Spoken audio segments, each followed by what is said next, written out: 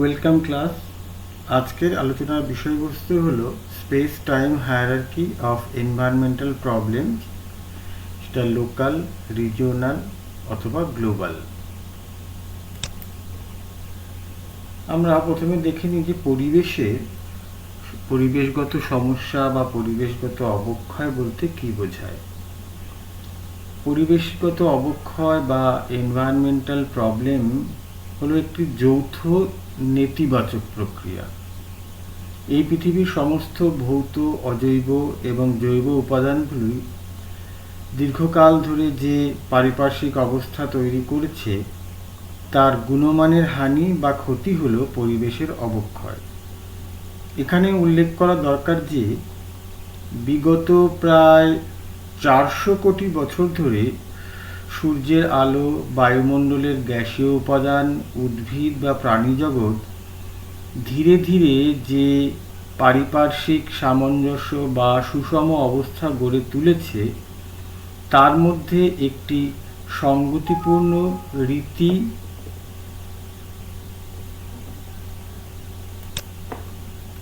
বা দেওয়া নেওয়ার একটা সম্পর্ক আছে।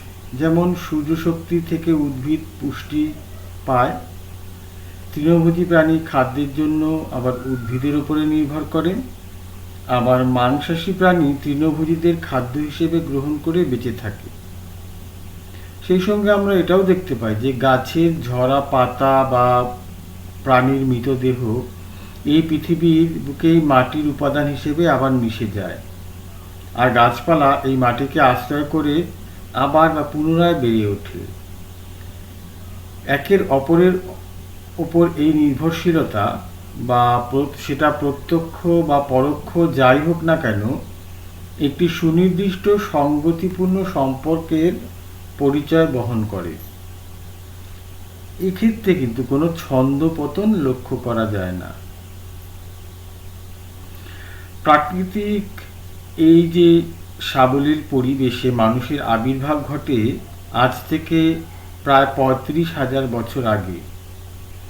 এই 35,000 বছরের স্বল্প সময়ের মধ্যে, অর্থাৎ 35,000 বছর থেকে আগে থেকে আজ পর্যন্ত মানুষ কৃষিকাজ শিখেছে, জীবজন্তুকে পোষ মানিয়েছে, ভূগর্ভস্থ খনিজ সংগ্রহ করেছে, শক্তি আহরণ করেছে এবং শক্তির ব্যবহারের বিভিন্ন কলাকৌশল আবিষ্কার করেছে। ফলে শুধুমাত্র মানুষের কাজ প্রকৃতির মধ্যে সীমাবদ্ধ থাকেনি। সে নিজের বসবাসের জন্য বড় বড় জনপদও তৈরি করেছে বা শহর তৈরি করেছে। মানুষ তার নিজের সংখ্যা বাড়িয়েছে বহুগুণ। গাছপালা বা প্রাণী মানুষের মতো বুদ্ধিমান বা কর্মবীর নয়, তবে তারা পরিবেশের পরিস্থিতি অনুযায়ী নিজেদের সংখ্যা নিয়ন্ত্রণ করতে জানে। কিন্তু মানুষ সে কাজ করে না বা করেনি। ফলে পৃথিবী পৃষ্ঠে মানুষের সংখ্যা এবং পরিবেশের মধ্যে সামঞ্জস্যতার মধ্যে একটা ইমব্যালেন্স বা বহন ক্ষমতার যে তারতম্যের বিষয়টা, সেই বিষয়টা শুরু হয়েছে বা লক্ষ্য করা গেছে।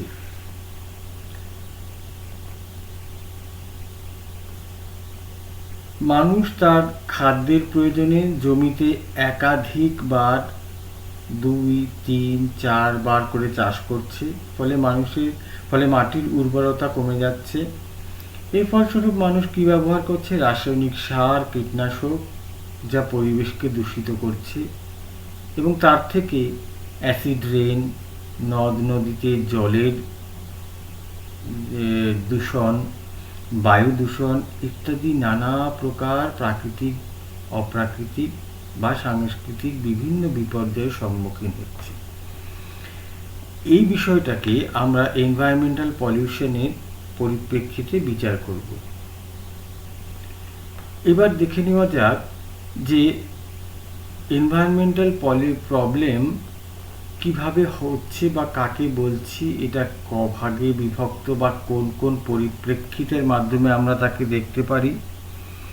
An environmental problem occurs when there comes a change in quality and or the quantity of environmental factors that directly or indirectly affects everything on earth.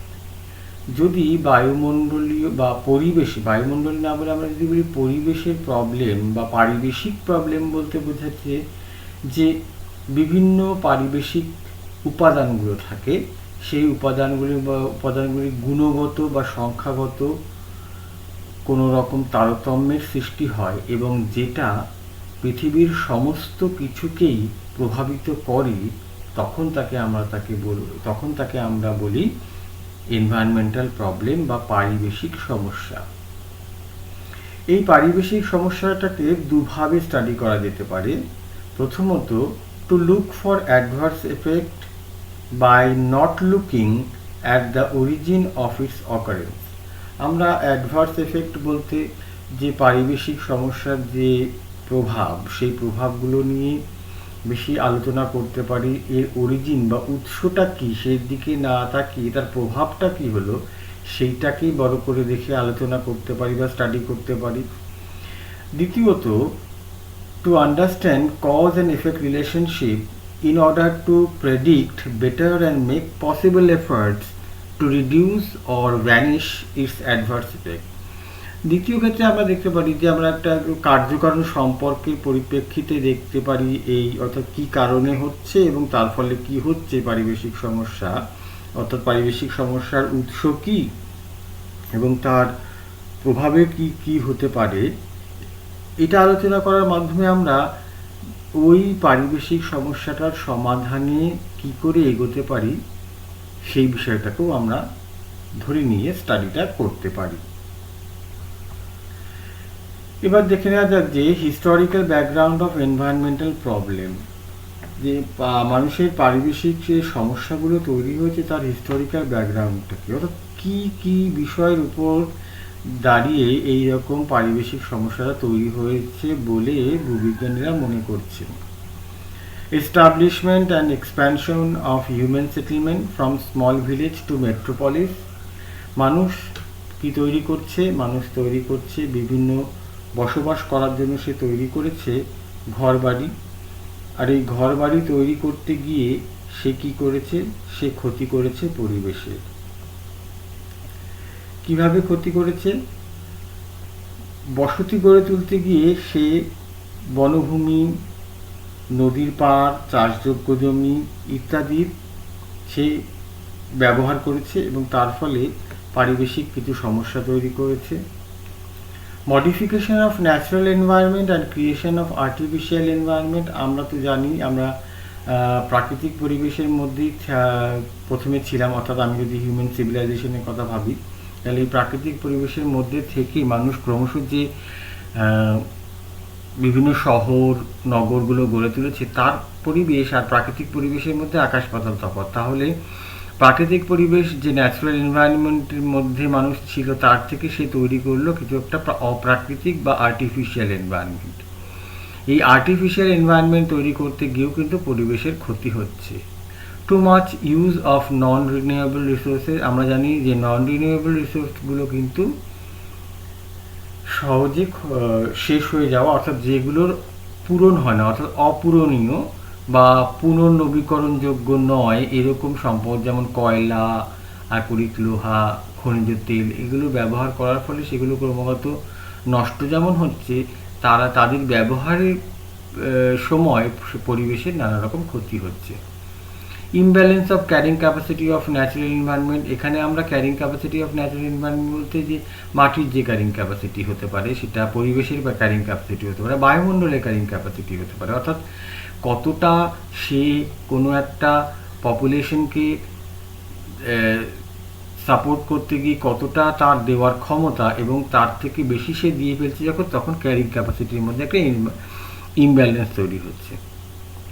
Natural environment and artificial environment R becoming in threat. ফলে কী হচ্ছে? প্রাকৃতিক পরিবেশ, artificial পরিবেশ অর্থাৎ মানুষের তৈরি করা পরিবেশ এবং প্রকৃতির তৈরি করা পরিবেশ সমস্ত কিছুই কিন্তু বর্তমানে একটা সমস্যার বা হুমকির সম্মুখীন হয়েছে।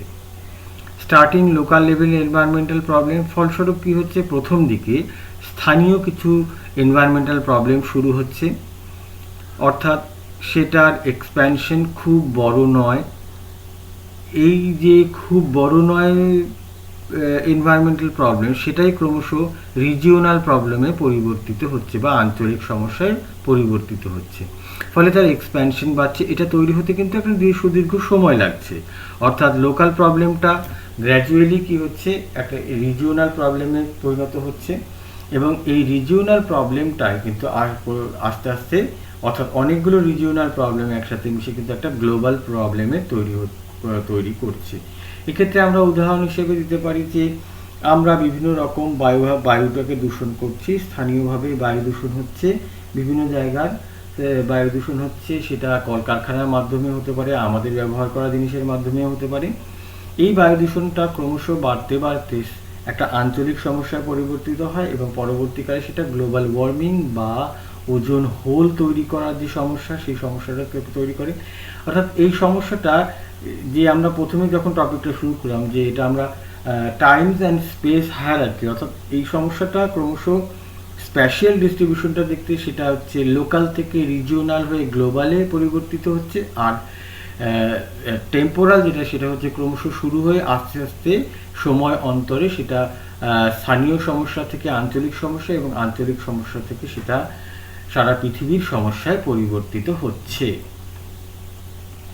এই যে এনভায়রনমেন্টাল হ্যাজার্ড বা এনভায়রনমেন্টাল যে প্রবলেম, এই প্রবলেমগুলো কিন্তু সেই সকল জায়গাতে সব থেকে বেশি হচ্ছে যেখানে মানুষের বসবাস সবচেয়ে বেশি, বিশেষ করে সেটা ট্রপিক্যাল এরিয়া।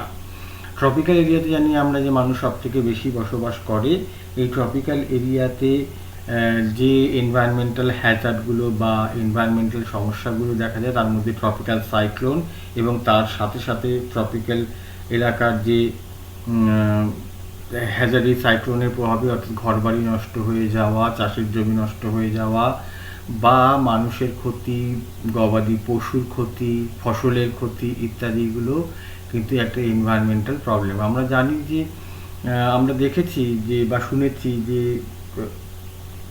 ক্রমশ সারা পৃথিবীব্যাপী যে স্থানীয় ঘূর্ণিঝড়, অর্থাৎ সমুদ্রে সৃষ্টি হওয়া ঘূর্ণিঝড়গুলোর সংখ্যা ক্রমশ বাড়ছে, এবং তাদের যে সিভিয়ারিটিটা সেটাও কিন্তু ক্রমশ ব্যাপক থেকে ব্যাপকতর হচ্ছে। ফলে ক্ষয়ক্ষতির পরিমাণ বাড়ছে। এটার সুনির্দিষ্ট কোনো প্রমাণ না থাকলেও কিন্তু বর্তমানকালে দেখা যাচ্ছে এই গ্লোবাল ওয়ার্মিংয়ের প্রভাবে কিন্তু সমুদ্র জলের তাপমাত্রা বাড়ছে, এবং সমুদ্র জলের তাপমাত্রা যেটা বাড়ার পরে ট্রপিক্যাল সাইক্লোনগুলো তৈরি হওয়ার সমস্যার সৃষ্টি হচ্ছে। এছাড়া যেটা রয়েছে যে রোগ জীবাণুর যে ছড়িয়ে পড়া, এই রোগ জীবাণু ছড়িয়ে পড়ার বিষয়টাও কিন্তু ট্রপিক্যাল এরিয়াতে সবচেয়ে বেশি আমরা লক্ষ্য করি। কারণ ট্রপিক্যাল এরিয়াগুলো হচ্ছে এমন একটা জায়গা যেখানে তাপমাত্রাও বেশি, আবার জলের পরিমাণটাও বেশি। অর্থাৎ এখানে তাপমাত্রা ও জলের প্রভাবে বিভিন্ন রকম জীবাণুর কার্যকারিতা বাড়ে। এই কার্যকারিতার প্রভাবেও কিন্তু জীবাণুদের ক্রমশ বংশবৃদ্ধি হয়, এবং আমরা সেটা ডেঙ্গি মহামারী হোক বা এখনকার সময়, যদিও আমরা পৃথিবীর অন্যান্য ঠান্ডা জায়গাতেও এই করোনা ভাইরাসের প্রভাবটাও আমরা কিন্তু লক্ষ্য করছি। এই ফলে কী হচ্ছে, বিভিন্ন যে হ্যাজার্ডগুলো, সেটা স্থানীয় সমস্যা হিসেবে চীনের একটা প্রান্তে করোনা ভাইরাসের প্রভাবটা ছিল, সেটা কিন্তু এখন বর্তমানে একটা গ্লোবাল প্রবলেম হিসেবে পরিবর্তিত হয়েছে। 3 নম্বর যেটা আছে যে এগ্রিকালচারের বিস্তার বা এগ্রিকালচারের স্প্রেড, এবং তার প্রভাবে যে এনভায়রনমেন্টাল প্রবলেমগুলো তৈরি হচ্ছে সেইগুলো। তার মধ্যে প্রথমত হচ্ছে একটা জমিতে বহুবার করে চাষাবাদ করা। দ্বিতীয়ত রাসায়নিক সার সম্পর্কিত বিষয়। এই রাসায়নিক সার ব্যবহার করার ফলে কি হচ্ছে, পরিবেশের নানা রকম ক্ষতি হচ্ছে, মাটির উর্বর শক্তি ক্রমশ কমছে বা মাটি দূষিত হয়ে পড়ছে। এই মাটিটা ধুয়ে বৃষ্টির পরে যখন জলগুলো নদীতে বা পুকুরে যাচ্ছে, তখন তারা কিন্তু আবার পুকুর বা নদীর জলটাকেও পলিউশন করছে বা দূষণ করছে। মাটি, তাহলে কৃষিতে রাসায়নিক সারের ব্যবহারের প্রভাবে শুধুমাত্র যে মাটি দূষিত হচ্ছে বা স্যালিনাইজেশন হচ্ছে বা মাটির ডিগ্রেডেশন হচ্ছে তা নয়, তার সাথে সাথে কিন্তু পুকুর বা নদীতেও এর প্রভাবটা লক্ষ্য করা যাচ্ছে।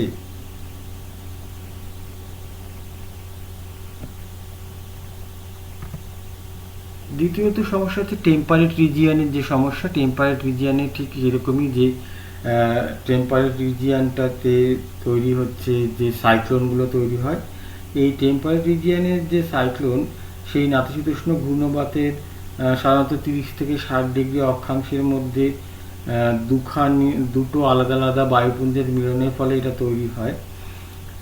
একটা উষ্ণ বায়ুপুঞ্জ, একটা শীতল বায়ুপুঞ্জ। এই শীতল এবং এর স্থায়িত্ব অনেক দিন, কিন্তু তীব্রতা ততটা বেশি নয়। এর প্রভাব 4 থেকে 7 দিনের মতো থাকে। ঝড়ের দাপট খুব বেশি লক্ষ্য করা যায় না, অর্থাৎ আমাদের এখানকার ট্রপিক্যাল এরিয়ার মতো যত দাপট ততটা নয়। তবে শীতকালে যদি এই টেম্পারেট সাইক্লোনটা তৈরি হয় তাহলে বরফের এতটা প্রভাব লক্ষ্য করা যায় যে বিভিন্ন জায়গাতে যে বিমানবন্দরগুলো কিন্তু বন্ধ করে দিতে হয় এই বরফের প্রভাবে। দ্বিতীয়ত প্যাস্টোরালিজম সংক্রান্ত যে সমস্যা, আমরা জানি যে টেম্পারেট এরিয়াগুলোতে পশুপালন একটা অন্যতম প্রধান বৃত্তি। এই পশুপালনটা প্রধানত নির্ভর করেছে কিসের উপর নির্ভর করে গড়ে উঠেছে? সাধারণত যে তৃণভূমিগুলো আছে টেম্পারেট অঞ্চলে, সেই তৃণভূমির উপর নির্ভর করে গড়ে উঠেছে। কিন্তু এই ক্ষেত্রেও কিছু পারিবেশিক সমস্যা তৈরি হচ্ছে। সেই পারিবেশিক সমস্যাগুলোর মধ্যে হচ্ছে মাটির ক্ষয়, বা যে পশুর যে পায়ের আঘাতে মাটির যে অবনমন হচ্ছে, সেই মাটির ক্ষয়ও কিন্তু ক্রমাগত সেটা যেমন ভূমিক্ষয়কে ত্বরান্বিত করছে, তেমনি এই ক্ষয়ীভূত মাটির জল বা বায়ুর প্রভাবে উড়ে গিয়েও অন্যান্য জায়গায় মাটির উর্বরা শক্তি নষ্ট করছে। আবার অনেক সময় নদীতে পলির পরিমাণ বৃদ্ধি করছে, ফলে নদীর বিভিন্ন জায়গায় বিভিন্ন চর তৈরি হচ্ছে, নদীর স্বাভাবিক প্রবাহটা প্রতিহত হচ্ছে। যদি আমরা পোলার রিজিয়ন দেখি, পোলার রিজিয়নে অ্যান্টার্কটিকা অঞ্চলে ওজোন হোল তৈরি হওয়া এটা একটা বড় সমস্যা। এটা নিয়ে আমরা পরে আলোচনা করছি। এছাড়া আছে আইস মেল্টিং। আইস মেল্টিংটা আমরা অ্যান্টার্কটিকা অঞ্চল হোক, সেটা গ্রিনল্যান্ড হোক, বা কানাডা বা সাইবেরিয়ার উত্তর দিকে প্রান্তগুলোতে হোক, এখানে কিন্তু পৃথিবীর গ্লোবাল ওয়ার্মিংয়ের জন্য পৃথিবীর তাপমাত্রা যে বৃদ্ধি পাচ্ছে, তার প্রভাবে কিন্তু এই অঞ্চলের বরফগুলো ক্রমশ গলতে শুরু করছে। অর্থাৎ আইস মেল্টিং যদি আমরা সাইবেরিয়ার প্রভাবে দেখি তাহলে একটা রিজিওনাল বা লোকাল প্রবলেম, কিন্তু এই আইস মেল্টিংটাই সারা পৃথিবীব্যাপী সমুদ্র জলের মাত্রাটাকে বাড়িয়ে দিচ্ছে। ফলে নিচু যে জায়গাগুলো, সেই নিচু জায়গাগুলো কিন্তু ক্রমশ ডুবে যাওয়ার একটা সম্ভাবনা তৈরি হচ্ছে। টাইম স্পেস বা space time hierarchy of environmental প্রবলেমকে আমরা কিন্তু এইভাবেও আলোচনা করতে পারি যে স্থানীয়ভাবে, অর্থাৎ লোকাল যে প্রবলেমগুলো তৈরি হয়, সেই প্রবলেমগুলোর মধ্যে ফ্রেশ ওয়াটারের স্ক্যারসিটি তৈরি হতে পারে, ডেজার্টিফিকেশন তৈরি হতে পারে। আমরা দেখেছি যে পাঞ্জাব হরিয়ানা অঞ্চলে কৃষি বিপ্লব বা সবুজ বিপ্লবের পরবর্তী সময়ে যে যে অঞ্চলগুলো রাজস্থান সংলগ্ন আছে, সেই অংশগুলোতে ডেজার্টিফিকেশন একটা বড় সমস্যা। এর প্রধান কারণ হচ্ছে জলসেচের মাধ্যমে গভীর নলকূপ খনন করে বা অগভীর নলকূপ খনন করে জল তুলে নেওয়া, তার প্রভাবে মাটি শুষ্ক হচ্ছে এবং অনেক ক্ষেত্রেই কিন্তু ডেজার্টিফিকেশন প্রবলেমটা হচ্ছে। সয়েল ইরোশন হচ্ছে, অ্যাকুমুলেশন অফ ওয়েস্ট, বিভিন্ন জায়গায় শহরাঞ্চলে বিভিন্ন স্থানে বিভিন্ন রকম যে বর্জ্য পদার্থগুলো, সেই বর্জ্য পদার্থগুলোর অ্যাকুমুলেশন হচ্ছে, ফলে পরিবেশের ক্ষতি হচ্ছে। সেটা বায়ুমণ্ডল, সেটা সংক্রান্ত সমস্যা হতে পারে, সেটা পারিবেশিক সমস্যা। ওয়েটল্যান্ডের রিডাকশন, আমরা দেখেছি যে ইস্ট ক্যালকাটা ওয়েটল্যান্ড যে অঞ্চলটি ছিল সেটা ক্রমশ সংকুচিত হচ্ছে, সেটা মানুষের প্রভাবেই সংকুচিত হচ্ছে। এই সংকোচন কিন্তু যে কোনো ওয়েটল্যান্ডেরই একটা সমস্যা। অর্থাৎ ওয়েটল্যান্ড হচ্ছে কোনো একটা শহরাঞ্চল বা কোনো একটা বসতিপূর্ণ অঞ্চলকে ফ্রেশ ওয়াটার যেমন সাপ্লাই করে, তেমনি ওগুলো হচ্ছে রিচার্জ এরিয়া। ফলে ফ্রেশ ওয়াটার যেমন সাপ্লাই করে, ওই ভিতরে কিন্তু অক্সিজেনটাকেও সাপ্লাই করে। ফলে ওয়েটল্যান্ডের রিডাকশন হলে কিন্তু স্থানীয়ভাবে পরিবেশের ব্যাপক ক্ষতি হয়। এছাড়া তো রয়েছে মাটি, বায়ু, জল, শব্দ প্রভৃতির দূষণ শহরাঞ্চল বা তার সংলগ্ন অঞ্চলে প্রচুর পরিমাণে হয়ে চলেছে ক্রমাগত। এছাড়া শহরাঞ্চল বা মানুষের বসতি বাড়ার প্রভাবে এন্ডেঞ্জার্ড স্পিসিস, যেটা হচ্ছে অর্থাৎ যে সকল বিভিন্ন প্রাণী বা উদ্ভিদ যাদের সংখ্যা খুব দ্রুত কমে যাচ্ছে এবং যাদের বাঁচিয়ে রাখাটা খুব কষ্টদায়ক হয়ে পড়েছে, সেই রকম প্রাণী বা উদ্ভিদের অবলুপ্তির একটা সমস্যা দেখা যাচ্ছে এই স্থানীয়ভাবে হলেও সেটা কিন্তু পরবর্তী, অর্থাৎ এখানে আমরা এনভায়রনমেন্টাল প্রবলেমটাকে স্থানীয় আঞ্চলিক বা সারা পৃথিবীব্যাপী পরিপ্রেক্ষিতে আলোচনা করলেও কোনো সমস্যাটাই কিন্তু একটা অপরের থেকে আলাদা নয়। রিজিওনাল প্রবলেমের মধ্যে আবার সেই স্ক্যারসিটি অফ ফ্রেশ ওয়াটার, কারণ একটা নদীর পরিপ্রেক্ষিতে যদি আমরা ভাবি, একটা নদী বিভিন্ন রাজ্য বা কোনো কোনো ক্ষেত্রে বিভিন্ন দেশের মধ্যে দিয়ে প্রভাবিত হয়। এই প্রবাহের প্রভাবে কোনো দূষিত জল কোনো একটা অঞ্চল থেকে আরেকটা অঞ্চলে যখন যাচ্ছে, সমগ্র অঞ্চলের জলটাকে দূষিত করছে। ফলে আমরা ড্রিঙ্কিং ওয়াটারের জন্য তো সাধারণত নদীর উপরে নির্ভর করি। এই ড্রিঙ্কিং ওয়াটারের স্ক্যারসিটিগুলো তৈরি হচ্ছে বা পানি পেয় জলের সমস্যা তৈরি হচ্ছে। এছাড়া ডেজার্টিফিকেশন শুধুমাত্র পাঞ্জাব হরিয়ানা অঞ্চলের সমস্যা নয়, এই সমস্যাটা কিন্তু ক্রমশ পশ্চিম ভারত থেকে শুরু করে উত্তর আর পূর্ব ভারত এবং দক্ষিণ ভারতের দিকে তা প্রসার লাভ করছে। এই সবই কিন্তু মানুষের অদূরদর্শী কৃষিকাজের প্রভাবে হয়েছে। এছাড়া ডিফরেস্টেশন, বনভূমির যে ধ্বংস, এই বনভূমির ধ্বংসের প্রভাবেও কিন্তু পরিবেশগত সমস্যা শুরু হচ্ছে প্রথমে আঞ্চলিকভাবে, স্থানীয়ভাবে, কিন্তু তা পরবর্তী সময়ে আঞ্চলিক এবং আস্তে আস্তে সেটা একটা গ্লোবাল একটা প্রবলেমে পরিণত হচ্ছে। গ্লেশিয়াল রিট্রিট আমরা দেখতে পাচ্ছি যে গোমুখ যে অঞ্চলটা গঙ্গোত্রী হিমবাহের, সেটা ক্রমাগত আরও ওপর দিকে অর্থাৎ উচ্চতর দিকে সরে যাচ্ছে। ফলে হচ্ছে যে গ্লেশিয়ারটার থেকে গঙ্গার যে অঞ্চলটাতে আগে বেরিয়ে আসতো তার থেকে এখন অনেক ওপরের দিকে সেই জলটা বেরিয়ে আসছে। ফলে হিমালয় পার্বত্য অঞ্চল কেন, সারা পৃথিবীব্যাপী যে কোনো পার্বত্য অঞ্চলে গ্লেশিয়ারগুলো ক্রমশ, অর্থাৎ হিমরেখাটা ক্রমাগত ওপরের দিকে বিস্তার লাভ করছে, অর্থাৎ তাপমাত্রা বেড়ে যাওয়া এর একটা অন্যতম প্রধান কারণ। এছাড়া আছে অ্যাসিড রেন। অ্যাসিড রেনটা কিন্তু বিভিন্ন শিল্পাঞ্চলের উপর বা নির্ভর করতে, অর্থাৎ শিল্পাঞ্চল যে অঞ্চলগুলোতে আছে সেই শিল্পাঞ্চলে এই অ্যাসিড রেনের বা শিল্পাঞ্চলের পার্শ্ববর্তী অঞ্চলে অ্যাসিড রেনের প্রভাবটা আমরা লক্ষ্য করি। আমরা জানি যে মথুরা অঞ্চলে যে অয়েল রিফাইনারি, পেট্রোলিয়াম রিফাইনারিটা রয়েছে, তার প্রভাবে যে অ্যাসিড রেনটা হয় মথুরা অঞ্চল থেকে, সেটা কিন্তু আগ্রায় তাজমহলটাকে নষ্ট করে দিচ্ছে। অ্যাসিডেন্টটা কিভাবে হয়? শিশির বা বৃষ্টির জলের সাথে মিশ্রিত হয়ে বাতাসে ভাসমান সালফিউরিক অ্যাসিড, নাইট্রিক অ্যাসিড বা হাইড্রোজেন ক্লোরাইড প্রভৃতি রাসায়নিক পদার্থ পৃথিবী পৃষ্ঠের বুকে যখন বৃষ্টিরূপে ঝরে পড়ে তখন তাকে বলা হচ্ছে অ্যাসিড রেন। এই অ্যাসিড রেনে যে অ্যাসিডিটির মাত্রাটা বা অম্লতার মাত্রা বা পিএইচ, এটা হচ্ছে 5.65 বা তার কম। বায়ু দূষণের ফলে অ্যাসিড বৃষ্টি হয় প্রধানত কলকারখানা, যানবাহন, ধাতু নিষ্কাশন, চুল্লি থেকে নির্গত গ্যাস ও ধোঁয়ার মাধ্যমে বায়ুমণ্ডলে সালফার ও নাইট্রোজেনের অক্সাইডগুলি জমা হয়। এই রাসায়নিক পদার্থগুলি ভাসমান জলকণার সাথে বিক্রিয়া করে বৃষ্টি, শিশির বা তুষারের মাধ্যমে পৃথিবীতে নেমে আসে। এটাই হচ্ছে অ্যাসিড রেন। এছাড়া রিভার পলিউশন, সেটা আমাদের এগ্রিকালচারের জন্য হতে পারে, সেটা আমাদের ডিফরেস্টেশনের জন্য হতে পারে, সেটা আমাদের কলকারখানা থেকে যে বর্জ্য পদার্থগুলো বেরোচ্ছে তার প্রভাবে হতে পারে, ইত্যাদির প্রভাবেও কিন্তু রিভার পলিউশন হতে পারে। যেমন গঙ্গা নদী এতই পলিউটেড হয়ে গেছে যে গঙ্গা অ্যাকশন প্ল্যানের মাধ্যমে নদীর জলটাকে আবার পুনরায় বসবাস মানে বিভিন্ন রকম প্রাণী উদ্ভিদের বসবাসের উপযোগী করে তোলার চেষ্টা করা হচ্ছে। এছাড়া আবার পূর্বের ন্যায়ও সেই সয়েল, ওয়াটার, এয়ার পলিউশনটাও রিজিওনাল একটা সমস্যা। যে কোনো জায়গাতেই আমরা একটা লোকাল প্রবলেমটা কিন্তু ক্রমাগত বিস্তার লাভ করে একটা রিজিওনাল প্রবলেম বা আঞ্চলিক সমস্যায় পরিণত হয়। এবার দেখা যাক গ্লোবাল প্রবলেম। গ্লোবাল প্রবলেমের মধ্যে প্রথমে হচ্ছে গ্রিন হাউস এফেক্ট বা গ্রিন হাউস এফেক্ট জিনিসটা কি? গ্রিন হাউস এফেক্টটা হলো পরিবেশ দূষণের প্রভাবে বায়ুমণ্ডলে মূলত কার্বন ডাইঅক্সাইডের ঘনত্ব বৃদ্ধির জন্য ক্রমাগত তাপমাত্রাটা বৃদ্ধি পাচ্ছে। এবার এই গ্রিন হাউস মানে তাপমাত্রাটা পৃথিবীতে বায়ুমণ্ডল ভেদ করে পৃথিবী ভূপৃষ্ঠের দিকে আসছে, কিন্তু পুনরায় সেটা আর মহাশূন্যের দিকে ফিরে যেতে পারছে না। এই বায়ুমণ্ডলের বিভিন্ন গ্যাস বা রাসায়নিক পদার্থগুলোর জন্য সেটা পৃথিবীর মধ্যেই থেকে যাচ্ছে এবং বায়ুর তাপমাত্রা বা বায়ুমণ্ডলের তাপমাত্রা ক্রমাগত বাড়িয়ে চলেছে। Carbon die oxide, methane, chlorofluorocarbon, জলীয় বাষ্প, নাইট্রাস অক্সাইড প্রভৃতি গ্রিনহাউস গ্যাসগুলি তাপ ধরে রাখে।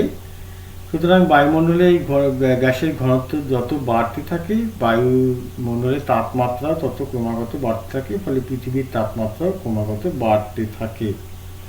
এই প্রভাবটা হচ্ছে বায়ুমণ্ডলেও যে গ্রিন হাউস এফেক্ট। এই গ্রিন হাউস এফেক্টটা কিন্তু ক্রমাগত গ্লোবাল ওয়ার্মিংকে ত্বরান্বিত করছে। একটা হিসেবে দেখা গেছে যে বিভিন্ন শতাব্দীতে কী ধরনের তাপমাত্রা বেড়ে যাচ্ছে সেই হিসেবে যদি লক্ষ্য করা যায়, 1850 থেকে 1900 সালের মধ্যে বায়ুমণ্ডলের তাপমাত্রা বেড়েছিল 0.5 ডিগ্রি সেলসিয়াস। সেটাই 1900 খ্রিস্টাব্দ থেকে 2000 সালের মধ্যে তার বেড়ে দাঁড়াচ্ছে হচ্ছে 1 ডিগ্রি সেলসিয়াস, অর্থাৎ প্রায় দ্বিগুণ। সুতরাং প্রাকৃতিক পরিবেশ যে ক্রমশ গরম হয়ে উঠছে সেটা কিন্তু এর ক্ষেত্রে কোনো সন্দেহ নেই।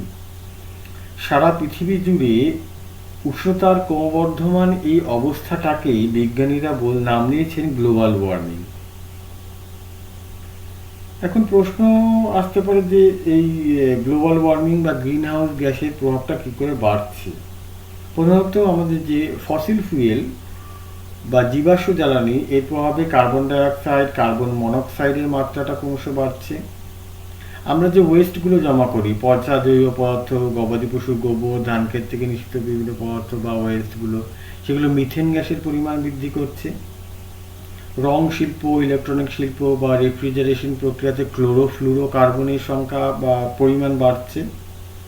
নাইট্রোজেন সারের অতিরিক্ত ব্যবহারের ফলে এবং ডিফরেস্টেশনের ফলে কি বাড়ছে, নাইট্রাস অক্সাইডের পরিমাণ বাড়ছে। ফলে গ্লোবাল ওয়ার্মিং কিন্তু তৈরি হচ্ছে। এই গ্লোবাল ওয়ার্মিং কিন্তু ক্রমাগত সি লেভেল চেঞ্জ অর্থাৎ পোলার আইস মেল্টিংকে ত্বরান্বিত করছে। এই পোলার আইস মেল্টিংটা যখনই হচ্ছে তখনই কিন্তু আমাদের সি লেভেল যে অবস্থাতে ছিল তার থেকে দেখা যাচ্ছে স্থলভাগের দিকে সেটা সরে আসছে, অর্থাৎ সমুদ্রের জলতল উপরের দিকে উঠছে। এই যে অ্যাসিড রেন বা বজ্র পদার্থগুলো নদীর মাধ্যমে সমুদ্রে যাওয়া প্রভৃতির প্রভাবে কিন্তু ওশানের অ্যাসিডিফিকেশন হচ্ছে। ফলে কোরাল জাতীয় উদ্ভিদ যারা খুবই সেন্সিটিভ, কোরাল জাতীয় যে উদ্ভিদ না প্রাণী, যে সূক্ষ্ম যে প্রাণীগুলো রয়েছে তারা কিন্তু এর প্রভাবে প্রভাবিত হচ্ছে এবং ফলস্বরূপ সারা পৃথিবীব্যাপী একটা সমস্যার সৃষ্টি করছে। এছাড়া ওজোন ডিপ্লিশন তো আছে, ওজোন গ্যাসের পরিমাণ ক্রমশ কমে যাচ্ছে। ওজোন গ্যাসের পরিমাণ অর্থাৎ যে বায়ুমণ্ডল যে স্ট্র্যাটোস্ফিয়ারে ওজোন গ্যাসের একটা কনসেন্ট্রেশন লক্ষ্য করা যায় যেটা 3 মিলিমিটারের মতো ঠিক। সেই বিভিন্ন রকম এটা কি করছে, এটা হচ্ছে আলট্রাভায়োলেট রশ্মিটাকে শোষণ করে নেয় এবং অর্থাৎ ছেঁকে সূর্যের আলোটাকে ভূপৃষ্ঠে প্রেরণ করে। এই ক্লোরোফ্লুরোকার্বন প্রভাবে ক্লোরিন আর এই ওজোন পরস্পরের সাথে বিক্রিয়া করে অক্সিজেন তৈরি করছে এবং অক্সিজেন অণু এবং অক্সিজেন পরমাণু তৈরি করছে। তার প্রভাবেও কিন্তু বায়ুমণ্ডলে ওজোন স্তরের ক্ষতি হচ্ছে এবং আমরা দেখতে পাচ্ছি যে এই ওজোন স্তরটা বেশি বা পাতলা অবস্থায় লক্ষ্য করা যাচ্ছে আমাদের অ্যান্টার্কটিকার উপরে, ওজোন হোল যেটাকে আমরা বলছি।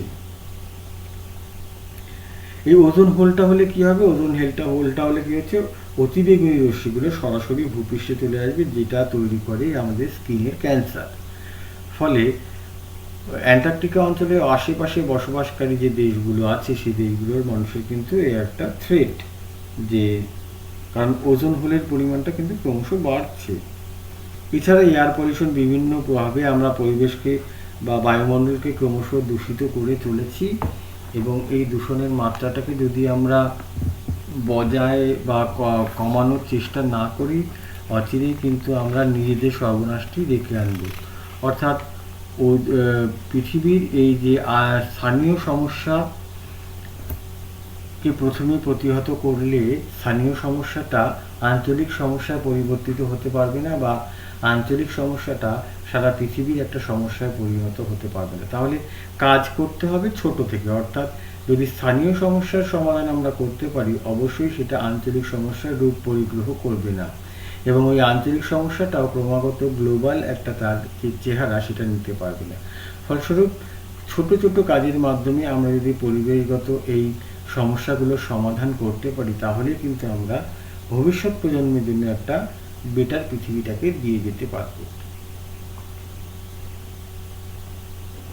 Thank you.